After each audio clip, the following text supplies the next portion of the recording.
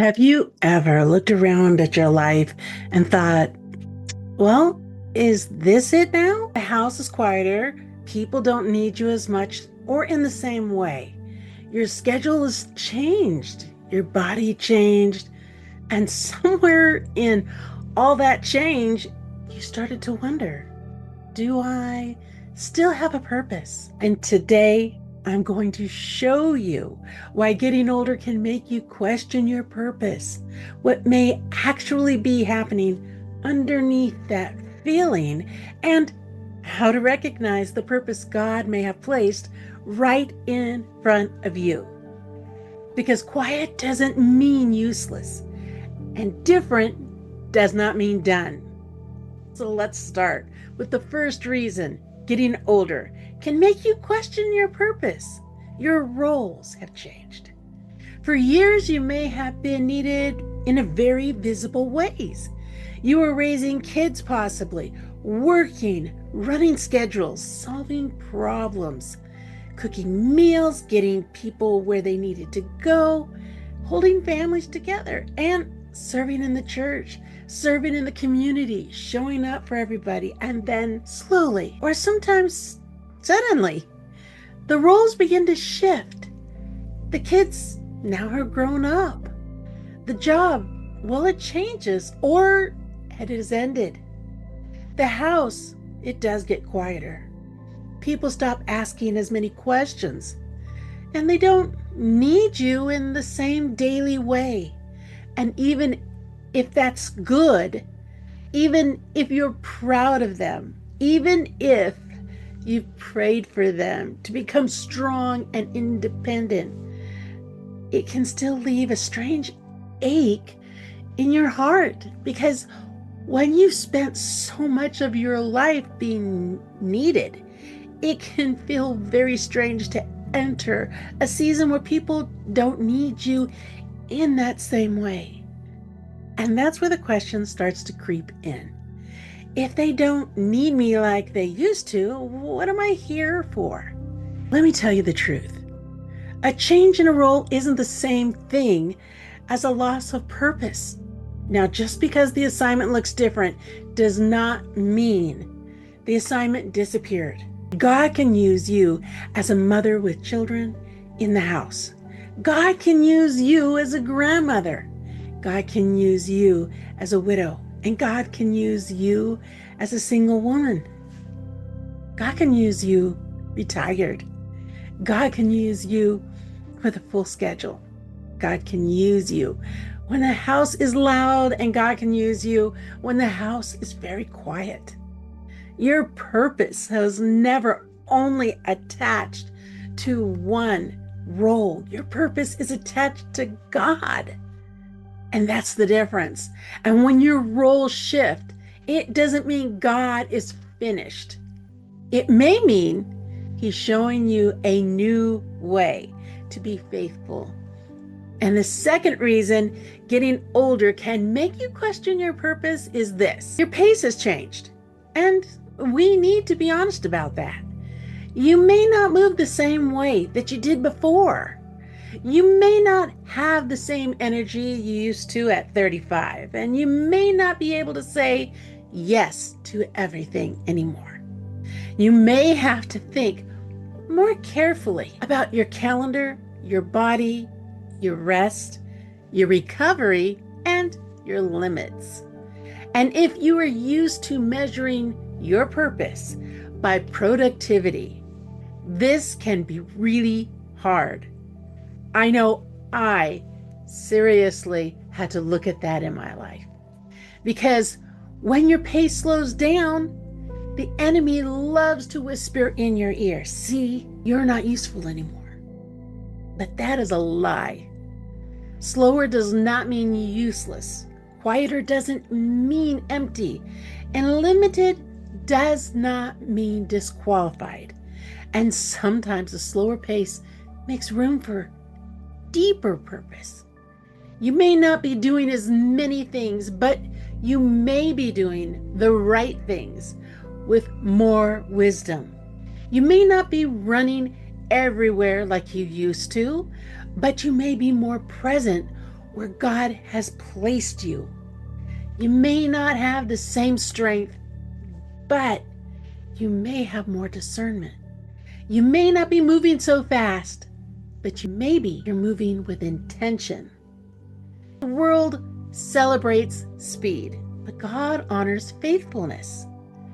And those are not the same thing at all. Some of the most powerful things you will ever do in this season may not look impressive from the outside.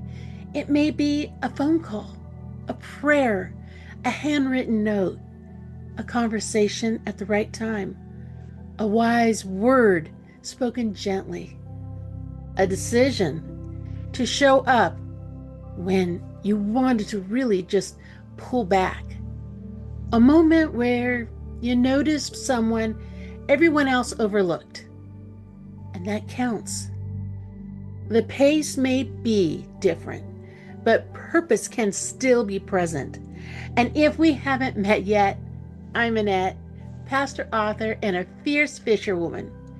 Here on God Stories with Annette, we talk about the truth in real life for women in their legacy season, so you can keep walking with God with purpose and courage, and one next step at a time.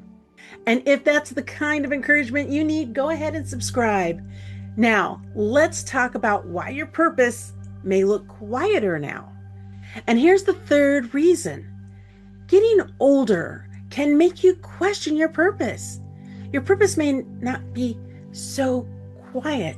Your purpose may look quieter now, and quiet purpose can be easy to miss. When purpose is loud, we recognize it. A new job, a big project, a child needing you, a church role, a leadership title, a crisis where everyone knows you're the one holding things together. But sometimes purpose in this season looks much quieter. It looks like being available. It looks like listening well. It looks like praying for someone and then checking in on them. It looks like carrying peace into the room. It looks like noticing who is lonely. It looks like being faithful in something small that nobody applauds. And if you are not careful, you will dismiss those things because they don't look big enough. But let me say this clearly. Small does not mean insignificant. Jesus noticed small things. He noticed people others just passed by. He noticed the widow's offering. He noticed the woman who touched the hem of his garment, and he noticed the person at the side of the road. He noticed the one everyone else ignored. So don't tell me God can't use small moments. Sometimes the very thing you think is not enough is the thing God is asking you to do today. Here's what I want you to hold on to. You are not losing your purpose. You may be learning how purpose looks in a quieter season, and that means your purpose may not be as noisy as it once was, and it may not require as much rushing, and it may not come with a title. It may not be obvious to anybody, but it can still be holy. It can still be fruitful. It can still matter deeply.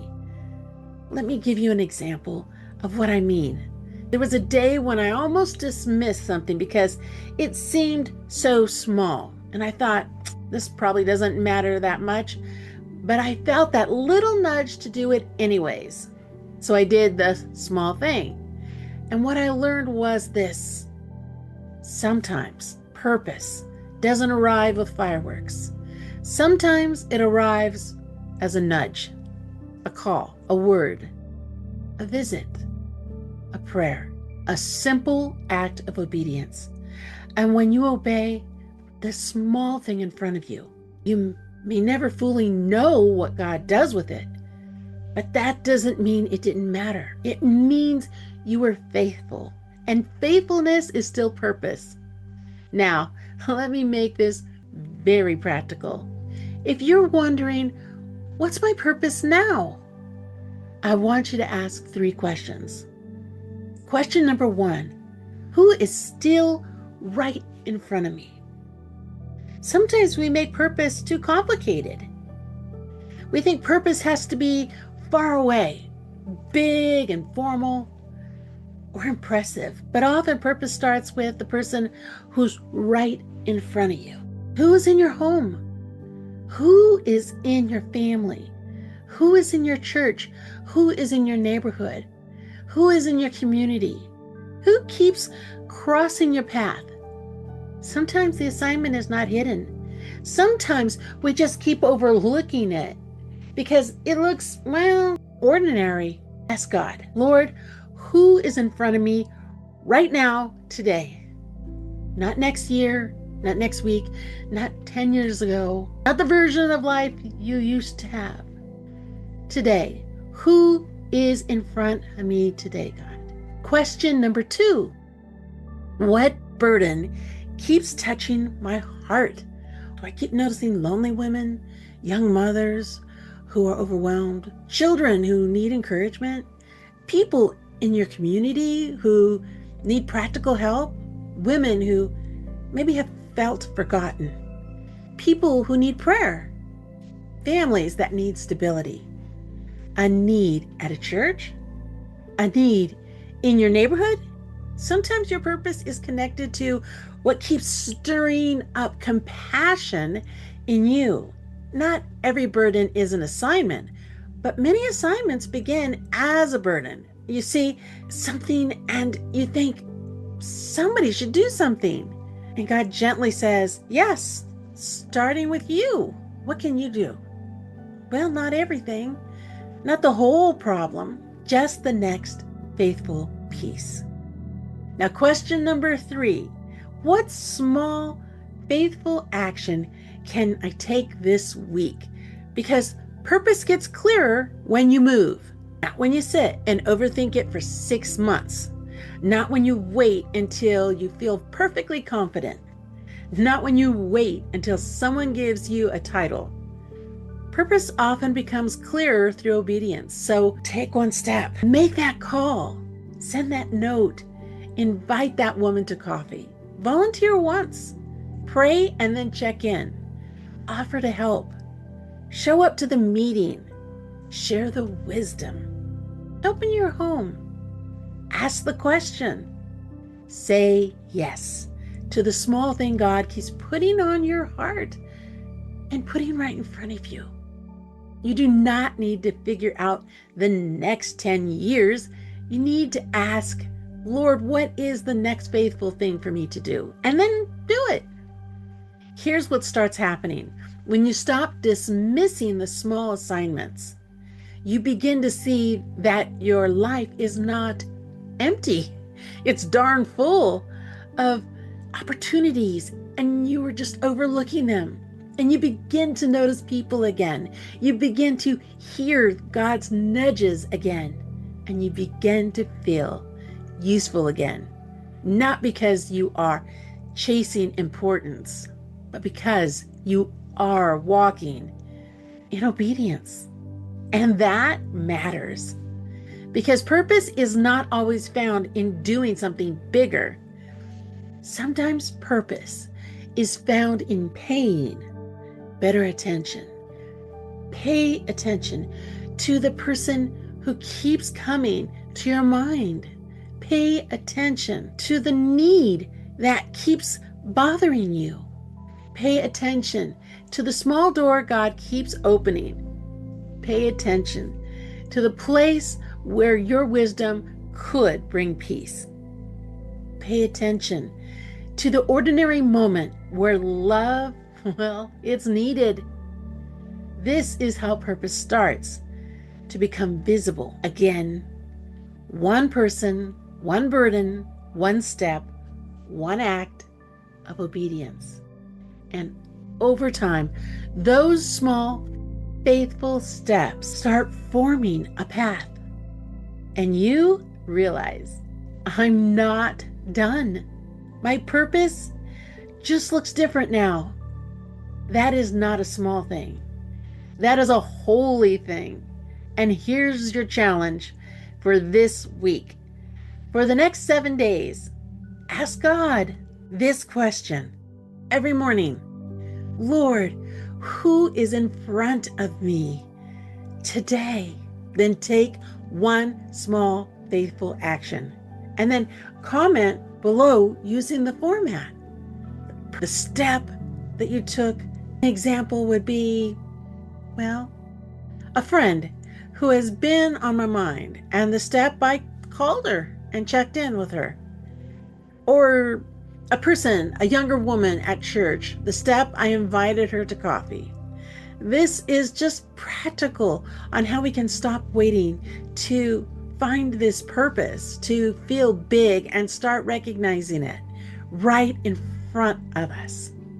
And if this is helping you and you want something simple you can use daily to stay grounded in truth and clear on your next step, I made a one-page tool called Today's Reset.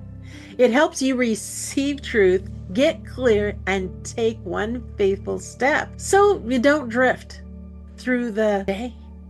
Before you go, click the video on your screen. When your house gets quiet, God shows up the most, because quiet seasons can still carry deep purpose.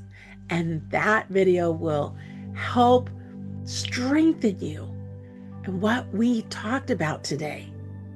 Your roles may have changed. Your pace may have changed. Well, your purpose may look different or quieter now. But quiet does not mean useless. Different does not mean done. Ask who is in front of you. Pay attention to what keeps touching your heart. Take one small, faithful step. Receive it. Replace the lie with truth. Reach forward and take your next step. And remember, God isn't finished with you yet.